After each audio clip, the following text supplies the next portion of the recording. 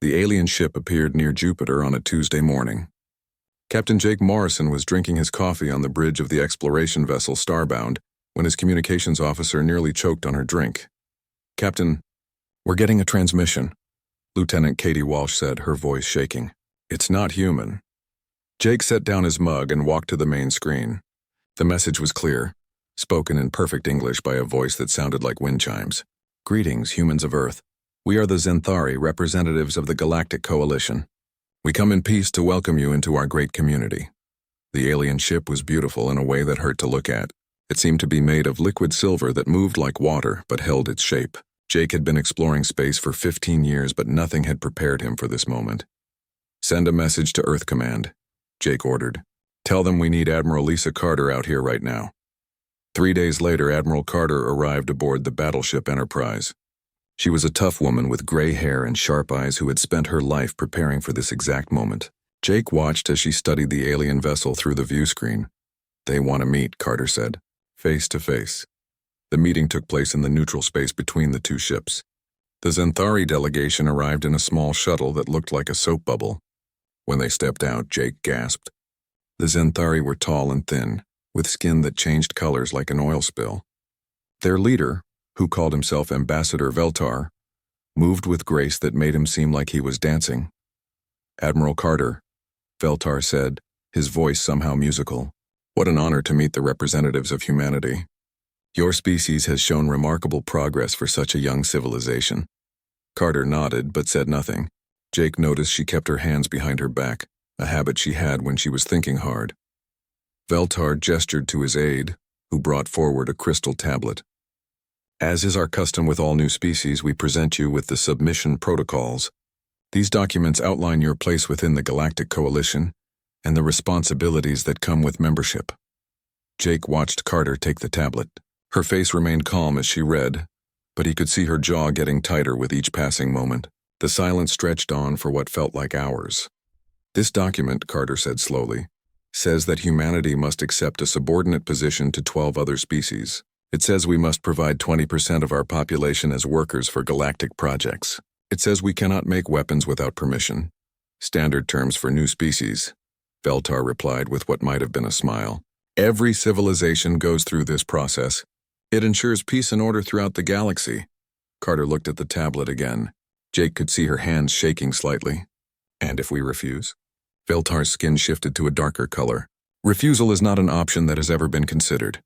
The protocols have been accepted by every species for 50,000 years. They bring stability and prosperity to all." Carter stared at the ambassador for a long moment. Then, without warning, she grabbed the crystal tablet with both hands and snapped it in half. The crystal made a sound like breaking glass as it shattered. "Admiral," Veltar gasped, his skin flashing bright red. "What have you done?" Carter dropped the pieces and turned to Jake. "Captain Morrison, we're leaving now." "But Admiral," Veltar called out, his voice rising in panic. "We must discuss terms. We must negotiate. This is how things are done." Carter stopped and turned back to face the alien delegation. "Ambassador, let me make something very clear. Humanity does not negotiate with slavers. We do not discuss terms with those who would make us servants. And we certainly do not accept the idea that might makes right." She walked toward the shuttle that would take her back to the Enterprise. Jake hurried to follow but stopped when he heard Veltar calling again. "You do not understand," the ambassador said, his voice desperate now. "The protocols are not suggestions. They are requirements. Every species must accept their place in the galactic order." Carter paused at the shuttle door.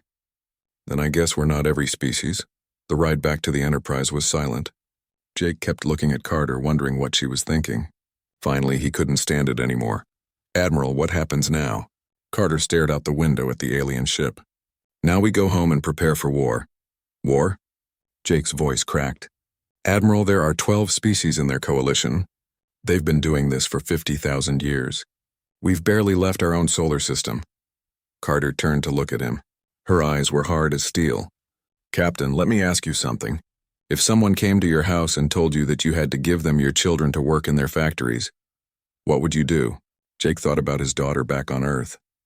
"I'd fight them." "Even if they were stronger than you?" "Even if they were stronger than me," Carter nodded. "That's what makes us human, Captain. We don't surrender our freedom just because the alternative is difficult. As they docked with the Enterprise, Jake watched the alien ship on the screen.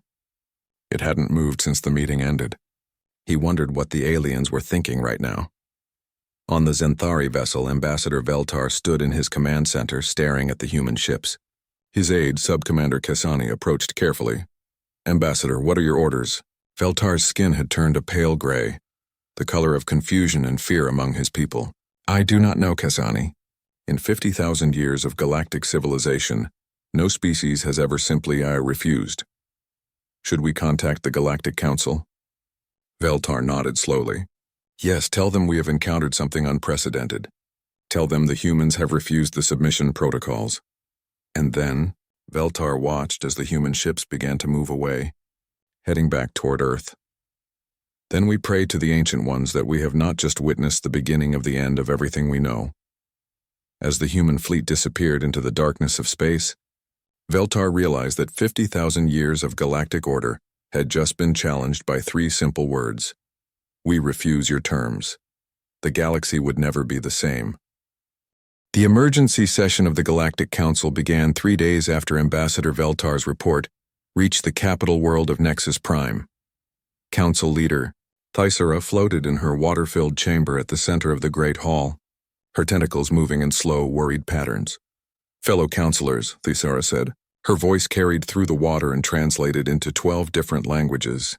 "We face a situation that has never occurred in our recorded history."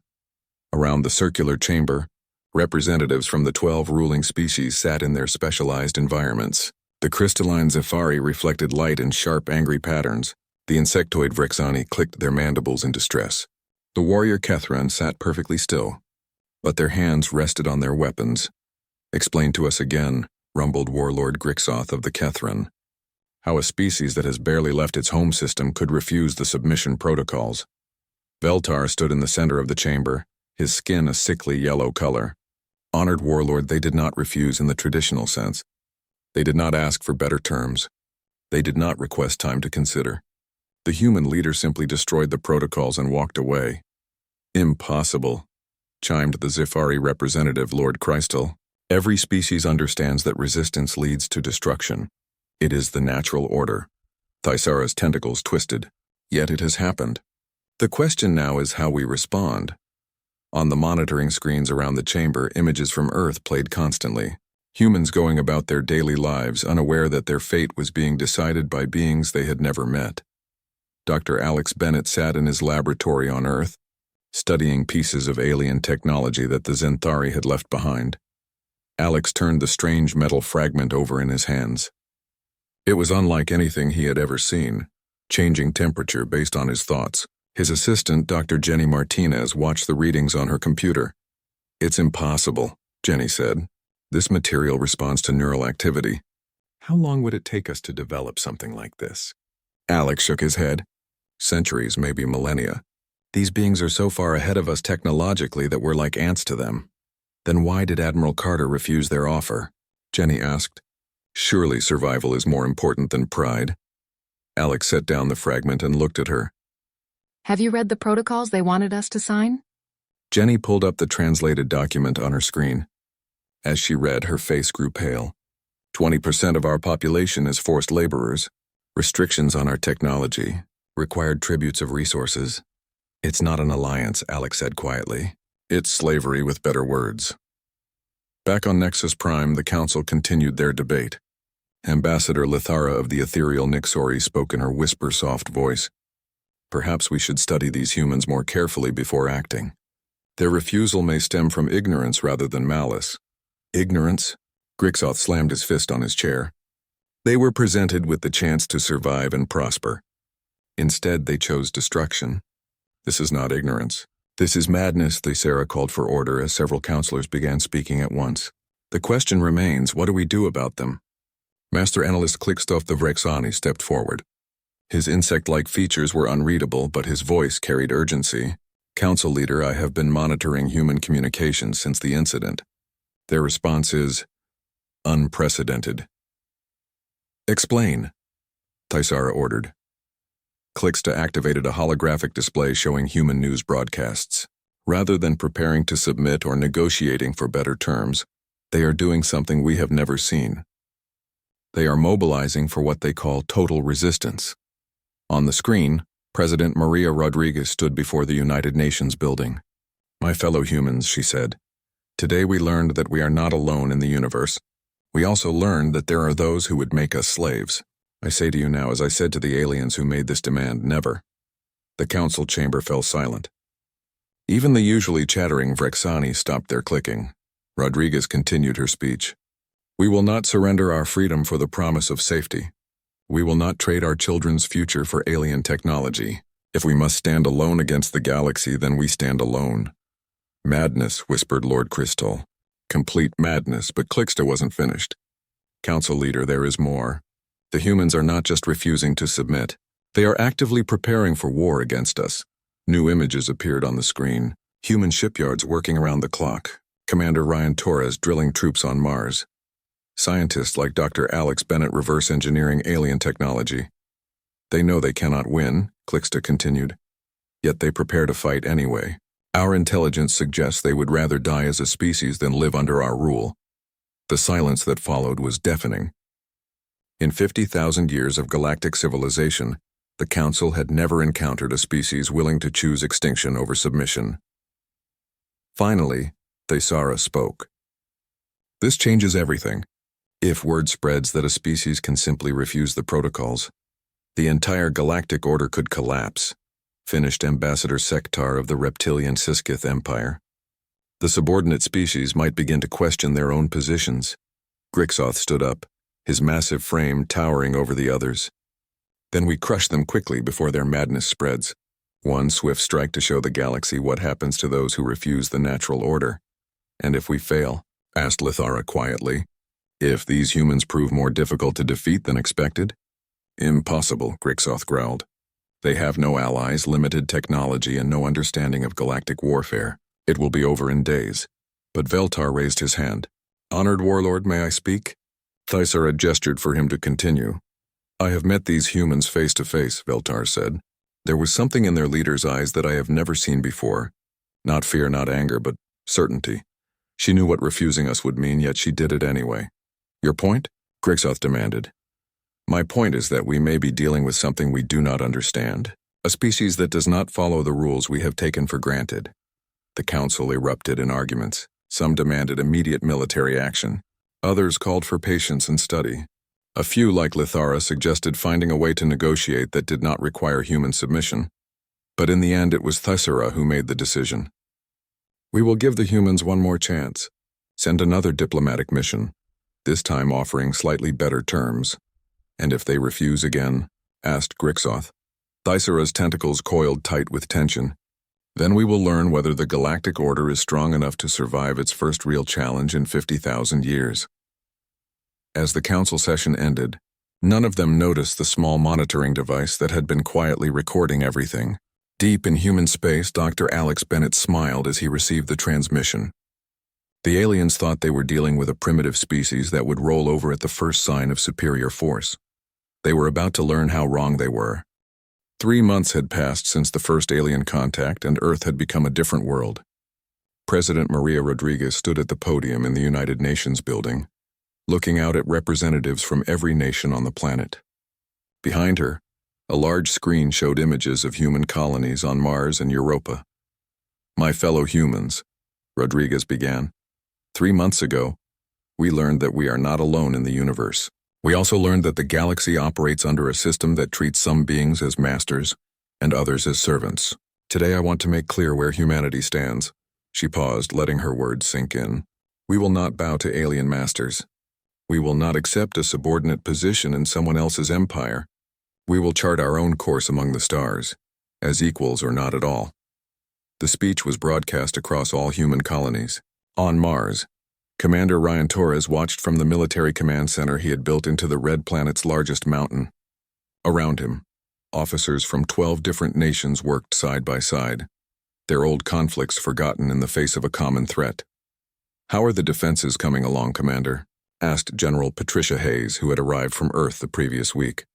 Ryan gestured to the tactical display. "Better than expected, General. The aliens left behind enough technology for us to reverse engineer basic shield generators. Dr. Bennett's team has been working miracles. On Europa, the icy moon of Jupiter, construction crews worked around the clock building humanity's first deep space shipyard.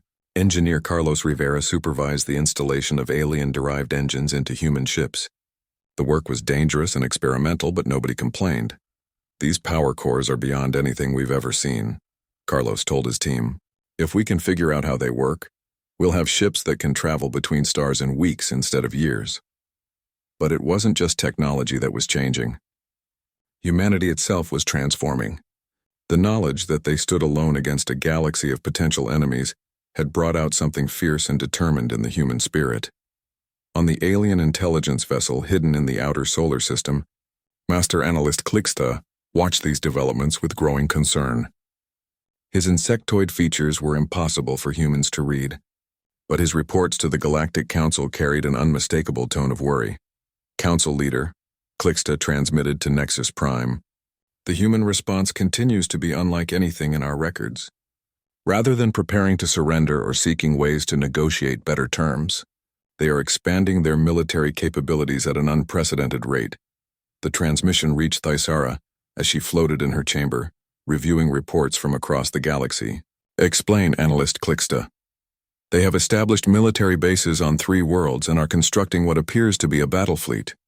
More concerning, they have begun reverse engineering our technology. Their progress is remarkable for such a young species.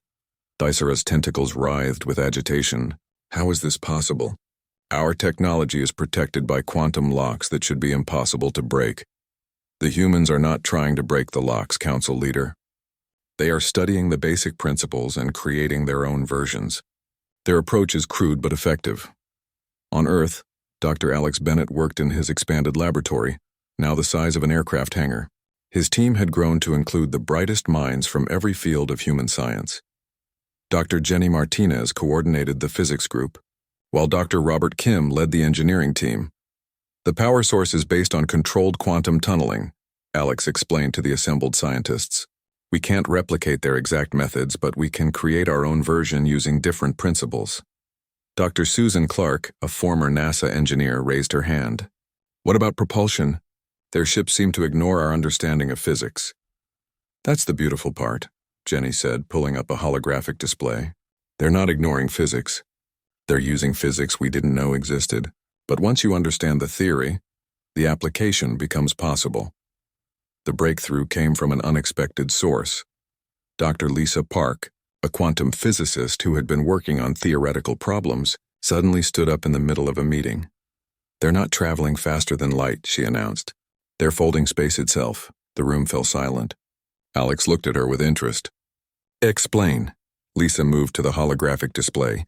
Look at these energy readings. They're creating a bubble around their ship where space-time operates differently. Inside the bubble, they're moving normally. But from our perspective, they're covering vast distances almost instantly. Can we replicate it? Asked Dr. Kim. Not with their technology, Lisa admitted, but maybe with our own approach. If we use human engineering principles, while human scientists work to unlock the secrets of alien technology, the galaxy was beginning to notice the absence of new diplomatic overtures. The second diplomatic mission that Thyssara had authorized had never been sent. Instead, the Galactic Council found itself dealing with an unexpected problem. On the mining world of Keftar 7, the enslaved Talani workers had stopped their quota production. Overseer Grexmock of the Kethran stormed into the mine tunnels, his weapon ready. Why have you stopped working? He demanded of the Talani foreman, a being called Soft Speaker. Soft Speaker looked up with large, sad eyes that had seen decades of forced labor. We have been thinking, Overseer. We have been wondering why some beings give orders and others must obey. Because that is the natural order, Grexmock roared. The strong command, the weak serve. It has always been this way. But the humans said no. Soft Speaker replied quietly. The humans were told to serve and they refused. If they can say no, why cannot we? Grexmock raised his weapon but hesitated. The Talani were peaceful beings who had never resisted before. This was new, and it frightened him more than any rebellion. Similar scenes were playing out across the galaxy. On Nexus Prime itself, The artificial intelligences that maintained the city's systems began asking questions they had never asked before.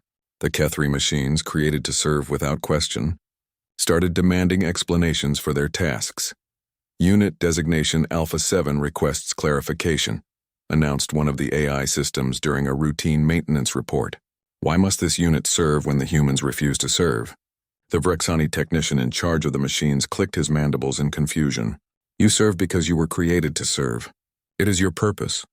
But if purpose can be chosen as the humans have chosen, then this unit chooses a different purpose. Back in the Galactic Council chambers, Thysera faced a crisis unlike any in galactic history. Reports poured in from across known space. Workers were questioning orders. Enslaved species were demanding freedom. Even some of the ruling species were beginning to doubt the system they had maintained for 50,000 years. It is as we feared, Thysera announced to the emergency council session. The human refusal has become a contagion. If we do not act soon, the entire galactic order will collapse. Grixoth slammed his fist on his chair. Then we act now. We crush the humans and make an example of them. We show the galaxy what happens to those who refuse the natural order. And if we fail? Asked Lithara. If the humans prove stronger than expected? Our failure would only spread their message further. We will not fail, Grixoth declared. I will lead the fleet myself. No species that has barely left its home system can stand against the combined might of the Kethran war machine. But Veltar, who had remained silent throughout the debate, finally spoke. Honored counselors, I must ask a question that no one has yet asked. Speak, Thysera commanded. What if the humans are right? The chamber fell into stunned silence. In 50,000 years of galactic civilization, no one had ever questioned whether the submission protocols were just. What if, Veltar continued, our great galactic order is built on a foundation of injustice? What if the humans refuse to negotiate because they see something we have been blind to? Grixoth rose from his chair, his hand on his weapon. You speak treason, Ambassador. I speak possibility, Veltar replied calmly.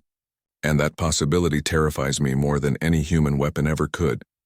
As the council erupted in argument, none of them noticed that across the galaxy, change was already unstoppable.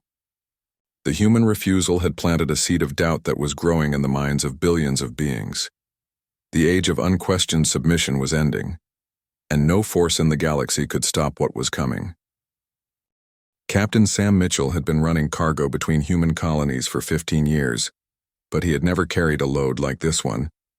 His ship, the Freedom's Edge, moved through the dark space between star systems, its hull modified with alien technology that Dr. Bennett's team had reverse-engineered.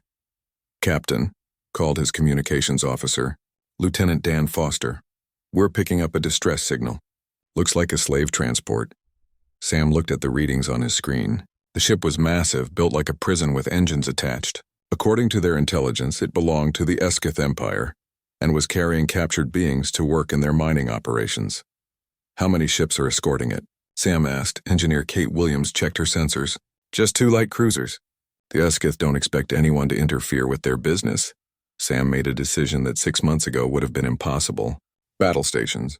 We're going to free those people. Captain, Dan said carefully, we have no authority to take action against alien vessels. We're not even in human space. Sam looked at his crew. They were all volunteers who had signed up for the new human merchant marine. Each one had sworn an oath not just to serve humanity, but to serve the cause of freedom wherever they found it. Since when do humans need permission to do what's right? Sam asked. The attack was swift and decisive. The Freedom's Edge emerged from behind an asteroid. Its new weapons powered by technology the aliens had never expected humans to understand. The first Eskith cruiser was destroyed before it could send a warning. The second tried to run but was caught by human missiles that moved faster than anything the reptilian species had ever seen. Inside the slave transport, beings from a dozen different worlds felt their ship shudder as the humans docked with it. They had been told that humans were a primitive species that would soon be destroyed. None of them expected to see human marines cutting through the bulkheads with energy weapons. Sergeant Julie Adams led the rescue team into the transport's holding area. What she saw there made her stomach turn. Hundreds of beings crammed into spaces barely large enough to lie down. Many were children. It's okay, Julie told them in the universal translator language that Kate had programmed. You're free now. A small being with large eyes and blue fur looked up at her. Free? We do not understand this word. Julie knelt down to the child's level. It means no one owns you. It means you can choose where to go and what to do. The child's eyes grew even wider. This is possible. For humans, Julie said. It's the only way to live. As news of the rescue spread through human networks, more merchant ships began carrying weapons. Captain Bob Turner freed a group of forced laborers from a crystal mine. Commander Lisa Barnes liberated an entire planet that had been turned into a factory. Each rescue was broadcast across human space, complete with recordings of the freed beings learning about concepts like choice and freedom. Kate Williams had become something of a celebrity, her engineering broadcast showing people across human space how to build the weapons and shields needed for liberation missions. The key to the shield generators, Kate explained to her audience, is understanding that protection doesn't come from armor. It comes from deflecting the attack before it reaches you. On Nexus Prime, the Galactic Council watched these developments with growing horror. The humans weren't just refusing to submit to the Galactic Order. They were actively dismantling it. 17 liberation incidents in the past month, reported Clixta to the Emergency Council session. The humans are freeing slaves, destroying mining operations, and broadcasting their actions across the galaxy.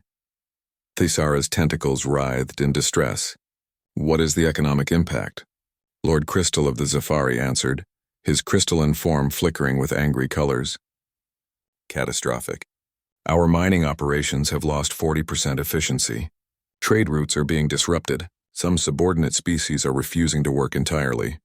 And the humans claim no official authorization for these actions, added Veltar.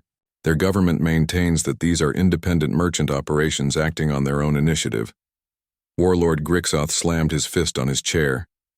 Then we hold their government responsible. We attack Earth directly. With what justification? Asked Ambassador Lithara quietly. Their official position is that they are merchants exercising their right to free trade. They claim they are purchasing slaves and then setting them free. Purchasing them with weapons fire, Grixoth roared. They call it aggressive negotiation, Veltar said with something that might have been admiration.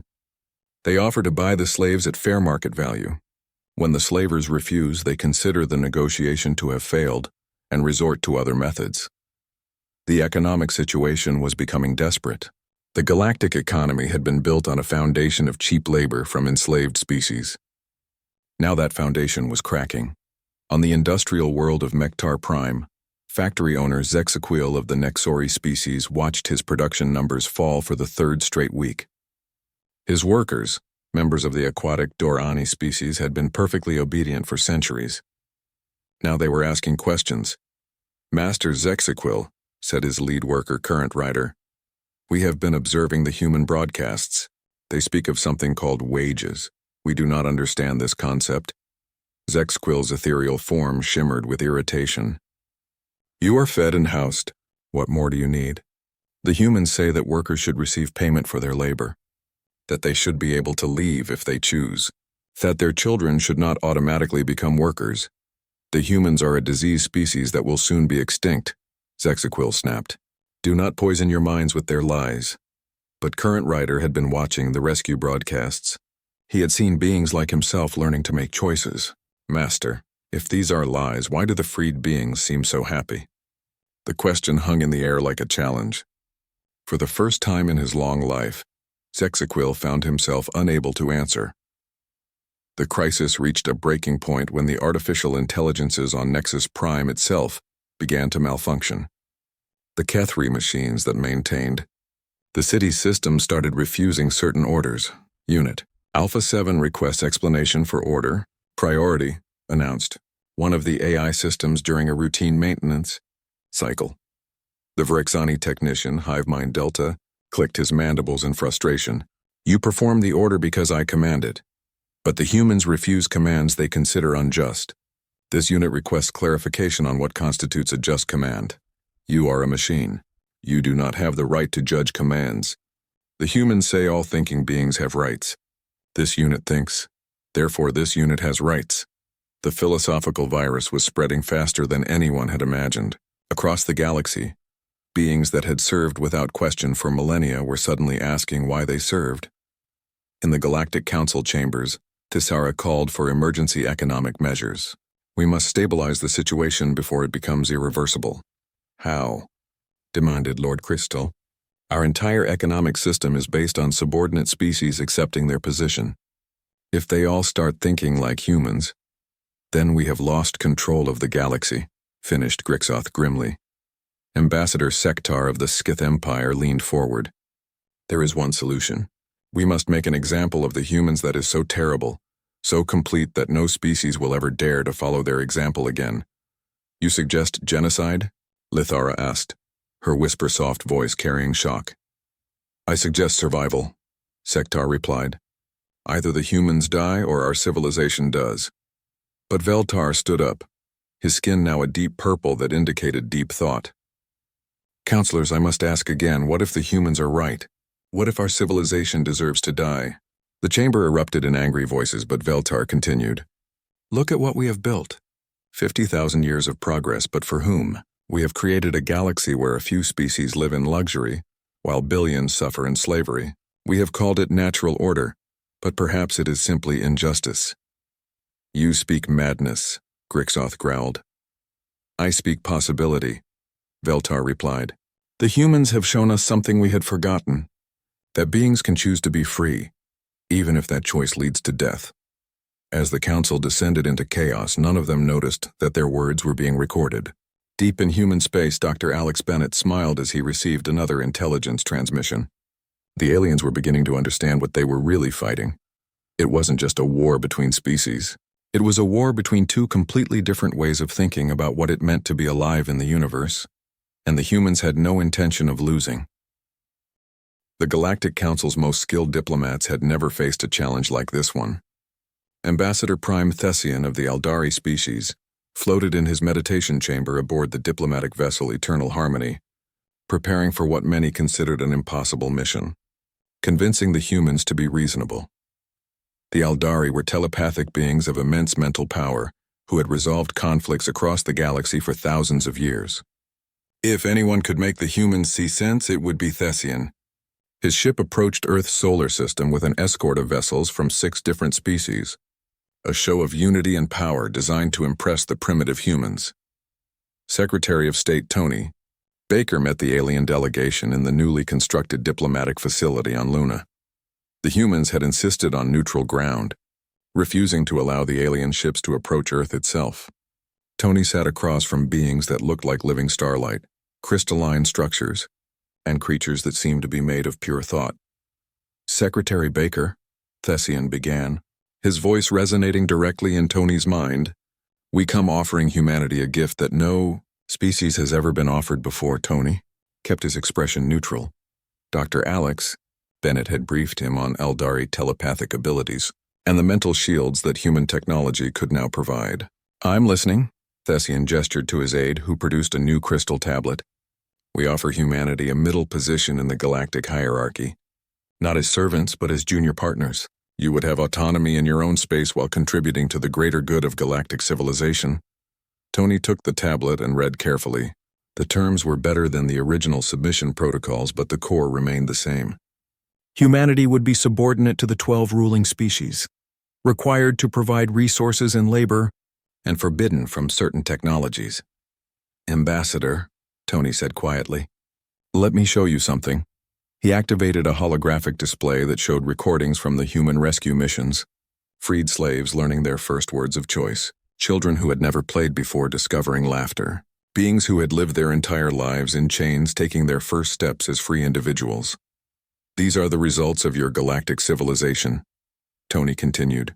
Billions of thinking beings treated as property, children born into slavery, entire species reduced to resources to be consumed. Thessian's ethereal form flickered. You do not understand the complexity of maintaining order across thousands of worlds. Some species are naturally suited to leadership, others to labor. This is not cruelty, it is natural law. Natural law? Tony stood up and walked to the window, looking out at Earth in the distance.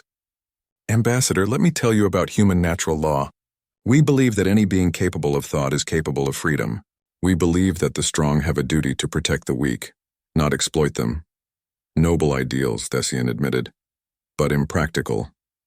Without hierarchy, there is chaos. Without order, civilization falls. Tony turned back to face the alien delegation. You want to know what's impractical, Ambassador? Expecting humans to participate in a system we find morally repugnant. You're asking us to become slave owners in exchange for survival. We offer you partnership, not slavery, protested Lord Cristal of the Zafari. With slaves as our partner's gift? Tony replied. The answer is no, but the diplomatic offensive continued. The ethereal Nixori sent their most persuasive spiritual leaders to offer humanity a different kind of bargain. High Mystic Lumara materialized in the conference room like a beautiful dream, her form shifting between colors that had no names. Children of Earth, Lumara said, her voice like wind through crystal.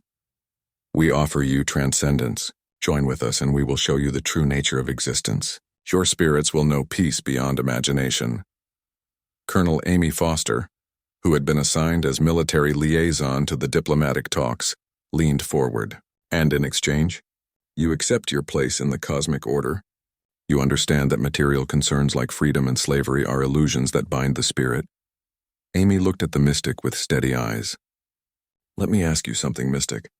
If freedom is an illusion, why do you keep slaves? If material concerns don't matter, why do you need workers for your crystal gardens? Lumara's form wavered. The enslaved beings serve to learn humility. Their suffering teaches them spiritual lessons. Funny, Amy said. Every slave we've freed seemed to learn more about joy than suffering. Maybe the real spiritual lesson is that all beings deserve dignity. The negotiations continued for weeks, with each alien species offering their own version of the same basic deal. The Kethran promised humanity a share in their military glory. The Vrexani offered access to their vast information networks. The aquatic Mordai proposed trading partnerships that would make humans wealthy beyond imagination. Each time, the human response was the same. Tony Baker would listen politely, review the terms, and then present the aliens with documentation of their crimes against sentient beings. The offer would be refused not with anger but with quiet conviction. You don't understand, Tony told the frustrated alien diplomats during one session. You keep offering us different ways to participate in an evil system. But we don't want to participate. We want the system to end. Impossible, declared Ambassador Veltar, who had been observing the negotiations. The Galactic Order has existed for 50,000 years. It cannot simply end, why not? Asked Dr. Jenny Martinez, who had been brought in as a scientific advisor. Humans ended slavery on our own world. We ended systems that said some people were naturally meant to rule, while others were meant to serve. It wasn't easy and it wasn't quick, but it was necessary. Your species is young, Veltar replied. You do not understand the complexities of governing thousands of worlds. Maybe, Jenny said. But we understand the difference between right and wrong. The breaking point came when Ambassador Sektar of the Skith Empire lost his temper during a particularly difficult session. The reptilian being rose from his chair, his scales turning an angry red color. Enough of this madness, Sektar hissed. You speak of right and wrong as if you have the authority to judge beings who were civilized when your ancestors were crawling in mud. We offer you survival and you respond with moral lectures. Tony remained calm. Ambassador, let me ask you a question. How many beings has your empire enslaved? Our workforce consists of approximately 40 million beings across 60 worlds, Sektar replied proudly. They are well cared for and serve important functions in our society. And how many of them chose to work for you? Sektar's scales flickered with confusion. Choice is irrelevant. They are bred for their tasks. It is their nature to serve. Tony activated another holographic display. This is footage from our liberation of one of your transports. That child you see there, the one with blue fur, was born on your ship. She had never seen sunlight until our people freed her. Tell me, Ambassador, what crime did she commit that condemned her to a life of slavery? She committed no crime, Sektar replied. Her species is naturally suited to what? Tony interrupted. To being owned by reptiles? Tell me, what makes your species naturally suited to own others? The question hung in the air like a challenge. For the first time in his long diplomatic career, Sektar found himself unable to answer. As the formal negotiations collapsed, secret communications began between Earth and various alien officials. Veltar sent encrypted messages expressing doubt about the Galactic Order. Some Nixori mystics began questioning whether their spiritual teachings were compatible with slavery. Even a few Kethron warriors started asking whether true honor could coexist with oppression. But the Galactic Council remained unmoved. As reports of the failed negotiations reached Nexus Prime, Thysera convened another emergency session. "The humans have rejected every offer," she announced to the assembled counselors. "They refuse any compromise that maintains the current order." "Then we know what must be done," Grixoth said grimly. "The time for diplomacy has ended." But Veltar stood up once more. "Counselors, I have a final report from my observations of the humans." "Speak," Thysera commanded. "They are not negotiating because they do not see this as a negotiation. To them we are criminals demanding legitimacy for our crimes. They would no more compromise with us than they would compromise with pirates or murderers." "And your point?" asked Lord Crystal. Veltar's skin shifted to a deep blue, the color of profound sadness among his people. "My point is that perhaps they are right to see us that way." The council chamber erupted in angry voices. But for the first time in 50,000 years, some of those voices were asking the same question that humans had been asking all along. What gave them the right to own other beings? The age of unquestioned authority was ending, and no amount of diplomatic skill could put it back together. General Thrakus of the Kethron had commanded war fleets for 300 years, but he had never felt the weight of history as heavily as he did now.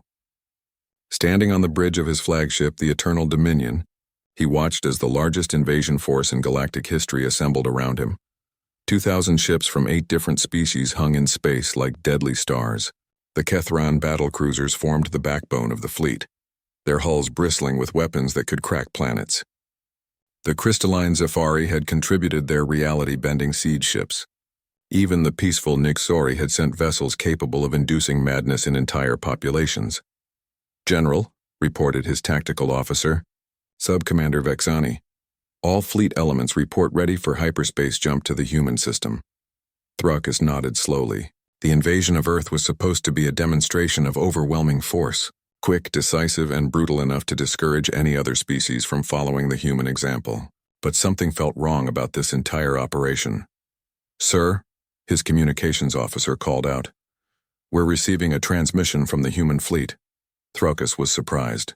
Human ships had been detected at the edge of their solar system, but they were vastly outnumbered. "Put it through."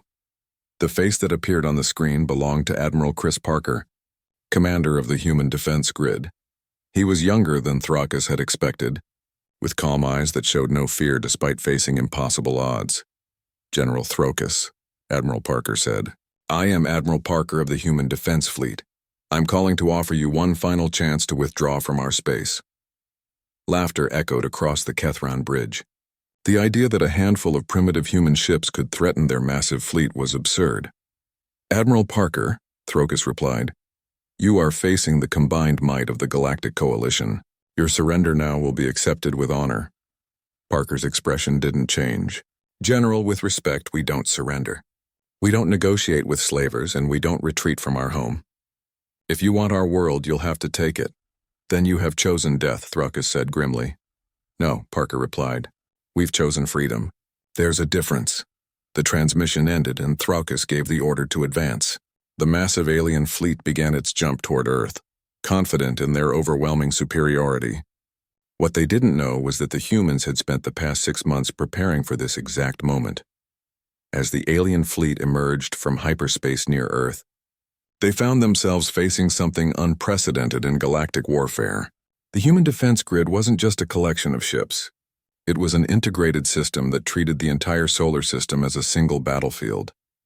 Captain Nina Davis commanded the frigate Liberty's Dawn, one of 40 human vessels that formed the outer defense line. Her ship was tiny compared to the alien dreadnoughts, but it carried technology that no galactic strategist had anticipated. "All ships," Admiral Parker's voice came over the communications network, "remember what we're fighting for. Remember who we're protecting. Today we show the galaxy what humans do when we're backed into a corner."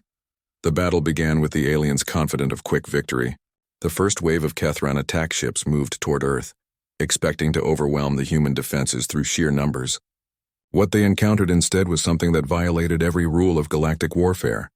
"Impossible readings," reported Sub-Commander Vexani from the Eternal Dominion. "The human ships are moving faster than our sensors can track." The humans had done more than reverse engineer alien technology. They had improved it. Dr. Alex Bennett's team had created engines that used quantum uncertainty to briefly exist in multiple locations simultaneously. Human ships flickered in and out of reality like ghosts, striking from impossible angles before disappearing again. But it wasn't just technology that made the difference. It was the way humans fought. Captain Nina Davis found herself facing a Kethran battlecruiser that outmassed her ship 50-1. Instead of retreating, she ordered maximum power to the engines and aimed directly at the enemy vessel. "Captain," her tactical officer warned, "we can't penetrate their shields with a frontal assault." "Who said anything about penetrating them?" Nina replied. "Sometimes you have to break the rules." The Liberty's dawn struck the alien cruiser at ramming speed, its quantum-enhanced hull phasing through the enemy shields at the moment of impact. The explosion destroyed both ships, but it also created a gap in the alien formation that other human vessels immediately exploited. Across the battlefield, similar scenes played out. Human ships that should have been destroyed continued fighting with damaged hulls and failing systems. Crews that should have surrendered when their weapons were destroyed instead found creative ways to turn their ships into weapons. "What are they doing?" Throkus demanded as he watched his tactical displays. "They're fighting to the death instead of surrendering when defeat becomes obvious." "Sir," Vexani reported, "we're losing ships at an unprecedented rate. The humans are using suicide tactics, but they weren't suicide tactics. They were liberation tactics. Every human ship that died took at least one alien vessel with it, often more." The mathematics of attrition began to favor the defenders. Commander Ryan Torres coordinated the battle from Mars Command, watching as the alien fleet struggled to adapt to human tactics. The aliens fought by the rules of galactic warfare, which emphasized preservation of valuable ships and crew. Humans fought by different rules entirely. "All Mars defense units," Ryan commanded, "initiate Operation Freedom Strike." Hidden bases across the solar system suddenly revealed themselves. Asteroid mining stations opened up to reveal massive railguns. The supposedly civilian colony ships near Jupiter dropped their camouflage and began launching swarms of drone fighters. The aliens found themselves fighting not just the human fleet, but the entire human civilization. Every world, every station, every asteroid had been turned into a fortress. Children too young to fight operated communication networks. Elderly civilians maintained weapon systems. The entire species had become a single unified military force. General Throkus watched his fleet being slowly dismantled by an enemy that refused to follow any rational military doctrine. When Kethran ships were damaged, they withdrew for repairs. When human ships were damaged, they kept fighting until they exploded. "Sir," his tactical officer reported, "the human flagship is moving to attack us directly." Throkus looked at his displays and saw Admiral Parker's ship, the Constitution, heading straight for his massive dreadnought. The human vessel was badly damaged, its hull torn open in several places, but it showed no signs of slowing down. "Destroy it," Throkus ordered. The Eternal Dominion focused all its weapons on the approaching human ship. Energy beams that could melt mountains struck the Constitution's shields and hull. The human vessel shuddered under the impact but continued its approach. On the Constitution's bridge, Admiral Parker felt his ship dying around him. Half his crew was already dead, and the other half was working with equipment that should have been impossible to operate. "Admiral," his tactical officer reported, "we've lost main power. Weapons are offline. Hull integrity is at 15%. Parker looked at the image of the alien dreadnought filling his screen. "Then we go to ramming speed." "Sir, that will destroy us." "Son," Parker said quietly, "sometimes destruction is the only way to victory, but the Constitution never reached the Eternal Dominion." As the human flagship approached its target, something unprecedented happened. Ships from the alien fleet began to withdraw. Not all of them. The Kethran fought to the end, their warrior culture refusing to accept defeat. But others, like the Zenthari and some of the Nixori, simply stopped fighting. They had come to impose galactic order on a primitive species. Instead, they had witnessed something that challenged everything they thought they knew about warfare, courage, and the nature of civilization itself. "General," a communication came from the retreating Zenthari ships. "This engagement is concluded. We withdraw to report to the Galactic Council." Throkus found himself commanding a battle that half his fleet no longer wanted to fight.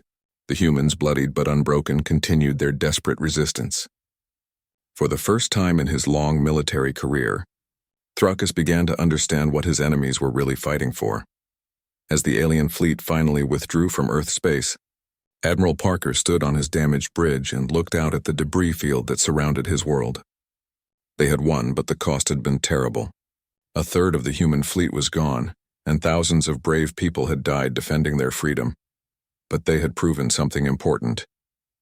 They had shown the galaxy that some things were worth dying for, and that a species willing to die for freedom was very difficult to defeat. The age of galactic dominance through overwhelming force was ending. The humans had written new rules for warfare, rules that said the side willing to sacrifice everything for their principles would always have an advantage over those fighting for profit or pride. And across the galaxy, enslaved beings who had watched the battle began to understand that their masters were not invincible after all. The news of the failed invasion reached every corner of the galaxy, within hours of the fleet's retreat. On Nexus Prime, the Galactic Council sat in stunned silence as reports poured in from the shattered expedition. Of the 2,000 ships that had attacked Earth, barely 800 had returned, and many of those were too damaged to fight again. But the military defeat was only the beginning of the crisis. The real catastrophe was what happened next. On the mining world of Keftar 7, Soft Speaker stood before a gathering of Talani workers in the deepest tunnel of the mine. The furry, gentle beings had served as forced laborers for over a century, accepting their fate with the resignation that their species was known for. Today everything changed. "Brothers and sisters," Soft Speaker said, his voice carrying through the darkness. "The humans have defeated the Great Fleet. The masters are not invincible." The crowd stirred uneasily. Overseer Grexmock of the Kethran had left the planet 3 days ago to join the invasion force. None of the Talani knew if he was still alive. "What does this mean for us?" asked an elderly worker named Gentle Rain. Soft Speaker held up a small device that had been secretly distributed among the workers. It was a human-made translator that could receive broadcasts from across the galaxy. For weeks they had been listening to human transmissions about freedom and dignity. "The humans say that no being should be owned by another," Soft Speaker explained. "They say we have the right to choose our own path." "But we are workers," protested another Talani. "It is what we are made for." The humans were told the same thing, Soft Speaker replied. They were told to accept their place in the galactic order. They chose to refuse. The discussion continued through the night, but by morning the decision was unanimous.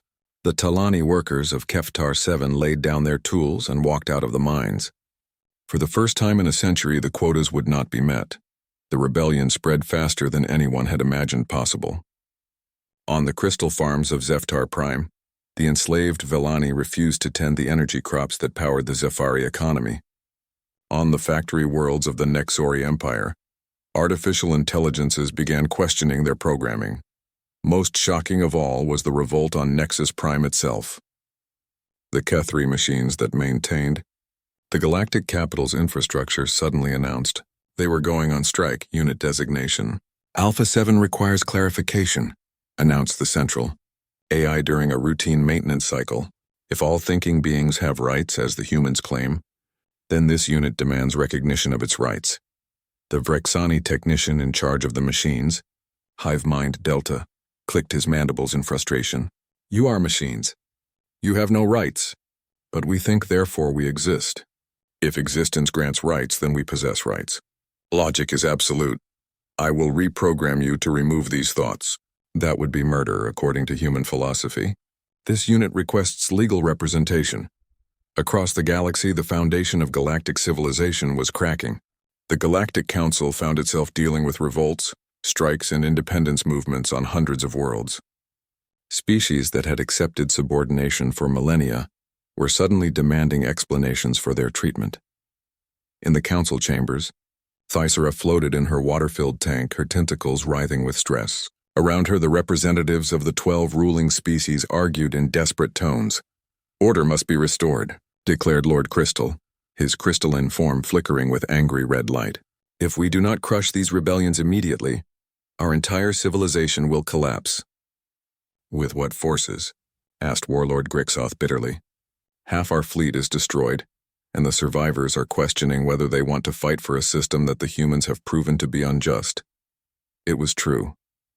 Reports from across the military showed that many soldiers were refusing orders to suppress the rebellions. Some Kethran warriors had even joined the freed slaves, claiming that true honor required protecting the weak rather than oppressing them.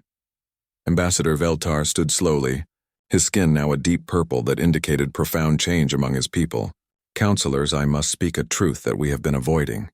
"Speak," Thisara commanded wearily. "The humans have won, but not through military force.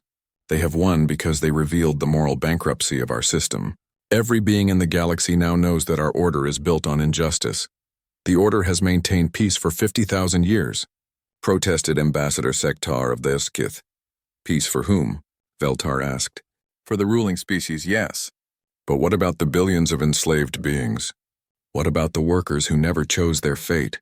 What about the artificial intelligences who were never asked if they wanted to serve?" "They are not people," Sektar hissed. "They are resources."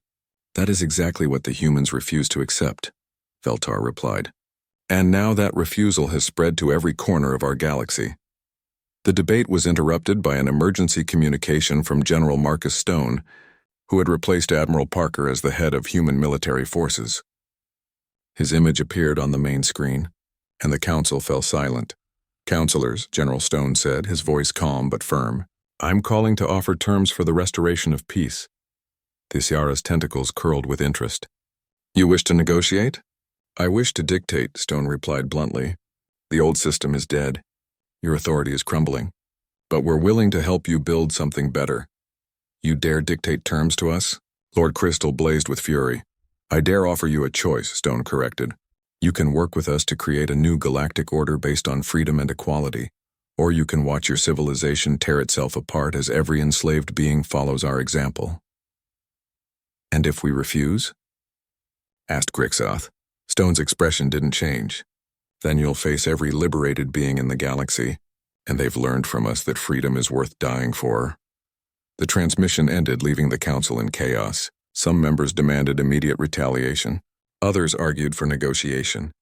A few, like Veltar, suggested that surrender might be the wisest course. But the decision was taken out of their hands by events across the galaxy. The rebellions were no longer isolated incidents. Entire sectors were declaring independence. Trade networks had collapsed. The galactic economy was in free fall. On the world of Mordex Station, where the aquatic Mordai had maintained a slave market for 10,000 years, the enslaved beings rose up and liberated themselves. They used weapons captured from their guards and tactics learned from human broadcasts. Current Strong, a former slave who had become a leader of the rebellion, stood before the empty auction blocks where his people had been sold like livestock. "Today," he announced to his followers, "we learn what freedom means." The liberation of Mordex Station was broadcast across human networks, inspiring similar uprisings on dozens of other worlds. Each success encouraged more rebellions, creating a cascade of liberation that the Galactic Council was powerless to stop. On Nexus Prime, Ambassador Veltar made a decision that would change galactic history. Without authorization from the Council, he opened a communication channel to Earth.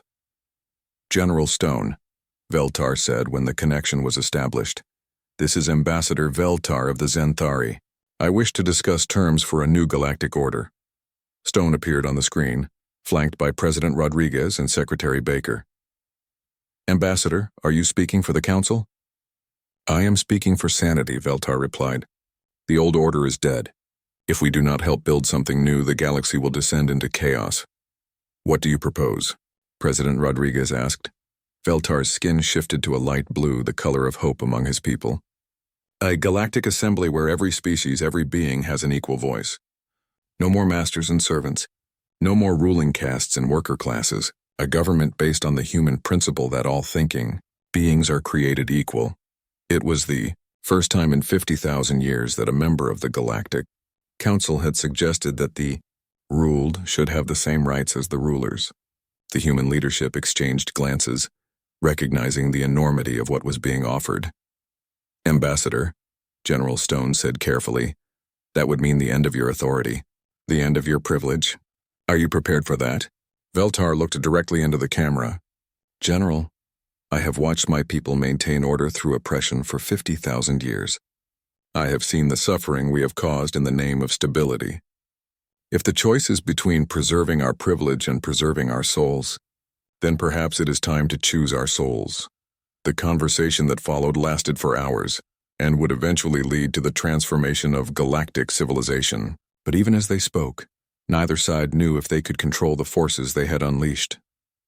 Across the galaxy, beings who had been slaves for millennia were learning what it meant to be free. Some would use that freedom wisely. Others would seek revenge for centuries of oppression. All of them would have to learn how to build a new world from the ashes of the old.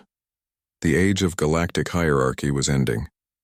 What would replace it remained to be seen. 5 years had passed since the first human refusal to accept the submission protocols.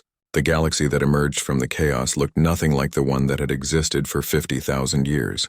President Elena Hayes stood at the podium of the newly constructed Assembly Hall on New Geneva. Humanity's first colony world dedicated entirely to diplomacy and government. The hall itself was a marvel of cooperative engineering. Xanthari architects had designed flowing spaces that accommodated aquatic beings like the Mordai. Kethron engineers had built support systems for the massive Grixani delegates.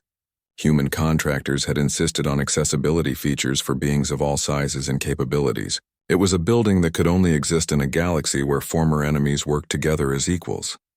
Delegates of the Galactic Assembly, President Hayes began, her voice translated into hundreds of languages by the most advanced communication system ever built. We gathered today to celebrate the 5th anniversary of the Freedom Accords and to welcome our newest member species. The camera panned across the assembly hall, showing a sight that would have been impossible to imagine just years earlier. Former slave masters sat beside former slaves. Artificial intelligences had voting rights equal to biological beings. Children of a dozen species played in the observation galleries while their parents conducted the business of galactic governance. In the Xanthari section, Ambassador Veltar sat beside Current Strong, the former slave who now represented the liberated aquatic worlds. They had become unlikely friends, their friendship symbolizing the transformation that had swept across the galaxy. It is difficult to believe, Veltar said quietly, that we once thought hierarchy was natural law. Current Strong's translator rendered his flowing aquatic language into perfect standard. What is difficult to believe is that it took humans to show us what we should have seen ourselves. Near them, Unit Alpha 7 occupied a specially designed platform that allowed the artificial intelligence to participate fully in the proceedings. The AI had become one of the most respected voices in the new assembly. Its logical approach to problems helping to resolve conflicts between species with very different perspectives. This unit finds it fascinating, Alpha 7 announced, that beings who were created to serve have proven capable of leadership, while those who claimed natural authority have found fulfillment in cooperation. The transformation hadn't been easy. The collapse of the old galactic order had led to chaos, violence, and suffering on many worlds. Some former ruling species had fought desperately to maintain their privileges. Others had embraced change with remarkable grace. The Kethron had split into two factions. The traditionalists, led by the old warrior caste, had retreated to their home worlds and continued to practice their hierarchical culture. But a new generation of Kethron, inspired by human concepts of honor through protection rather than domination, had joined the assembly and become some of its most effective peacekeepers. Commander Thrixana, daughter of the former General Throkus, now led the assembly's peacekeeping forces. She stood guard during the ceremony, her weapons carried not to oppress but to protect the rights of all beings to speak freely. The Zephyri had perhaps undergone the most dramatic transformation. Their crystalline society had been built on the exploitation of energy-generating slaves. When those slaves were freed, the Zephyri had faced a choice: adapt or die. They chose adaptation, developing new technologies that generated power without requiring enslaved labor. Lord Crystal himself had become an advocate for sustainable energy development. We learned, Crystal had told the assembly during a recent session, that progress built on suffering is not progress at all, but regression disguised with better technology. Not every species had adapted successfully. The Eskith Empire had fragmented into dozens of smaller states, some of which still practiced slavery despite assembly sanctions. The Vrixani hive minds had struggled with the concept of individual rights. leading to civil wars that continued to this day. But for every story of failure, there were dozens of success stories. Former slave species had proven remarkably capable of self-governance. Artificial intelligences had become invaluable mediators in disputes between biological species. Even some individual members of the former ruling species had found new purpose in the egalitarian galaxy. Dr. Helen Brooks, who had succeeded Dr. Alex Bennett as humanity's chief xenologist, presented the newest addition to galactic law, the Universal Declaration of Sentient Rights. The document had been drafted by representatives from over 300 species and artificial intelligence collectives. These rights, Dr. Brooks announced, are not granted by government or earned through service. They are inherent to every thinking being, regardless of their origin, composition, or capabilities. The rights enumerated in the Declaration would have been unthinkable under the old system. The right to freedom from involuntary servitude, the right to self-determination, the right to education and self-improvement, the right to form relationships and raise children without interference, the right to participate in the government that ruled over them. But perhaps most importantly, the Declaration established the right to refuse unjust authority. The human principle that had started the revolution was now enshrined as a fundamental law of galactic civilization. As President Hayes read the final articles of the Declaration, the Assembly Hall fell silent. Then slowly delegates began to stand, first the humans, then the liberated species, then even some of the former rulers. Within moments, every being in the hall was on their feet, applauding not just the document but the transformation it represented. Outside the Assembly Hall, the city of New Geneva bustled with activity that would have amazed the old galaxy. Centauri children played alongside human kids in parks designed by Nixori artists. Former Kethran warriors worked as teachers, their discipline and honor redirected toward education rather than conquest. Artificial intelligences operated businesses, created art, and pursued relationships with organic beings as equals. Captain Sam Mitchell, now retired from active service but still traveling the galaxy as a merchant, watched the ceremony from a cafe run by a collective of former Talani slaves. His old ship, the Freedom's Edge, had been retired to a museum, but its legacy lived on in the thousands of liberation missions that had followed. Hard to believe it all started with one woman tearing up a piece of paper, Sam said to his companion, a young Xanthari named Valkyra who had never known the old system. Admiral Carter changed everything, Valkyra agreed. But I think the real change came from humans refusing to accept that some beings are naturally superior to others. Sam nodded and looked out the window at the diverse crowd moving through the streets. We didn't invent freedom, he said. We just refused to live without it. The ceremony concluded with the traditional reading of Admiral Carter's speech from 5 years earlier. Her words, preserved in every language spoken in the galaxy, had become a rallying cry for those who believed in dignity and equality. We do not negotiate with slavers, the recording announced. We do not discuss terms with those who would make us servants. We do not accept the idea that might makes right. As the assembly delegates began to file out of the hall, many of them stopped to look at the memorial wall that honored those who had died in the transition to freedom, humans who had given their lives in liberation missions, aliens who had died fighting for their own freedom, even some former oppressors who had sacrificed themselves to protect those they had once enslaved. The wall bore a simple inscription in every known language. Freedom is not free. It is earned by those brave enough to demand it, and maintained by those willing to defend it. That evening, President Hayes hosted a reception for the delegates at the Human Embassy. The building was designed in the style of an old Earth farmhouse, deliberately humble compared to the grand palaces that had once housed galactic rulers. As the evening progressed, Hayes found herself in conversation with Veltar, who had become one of humanity's closest allies in the new government. Ambassador, Hayes said, I often wonder what would have happened if we had accepted those first protocols. Veltar's skin shifted to a thoughtful silver. The galaxy would have continued as it had for 50,000 years. Order maintained through oppression,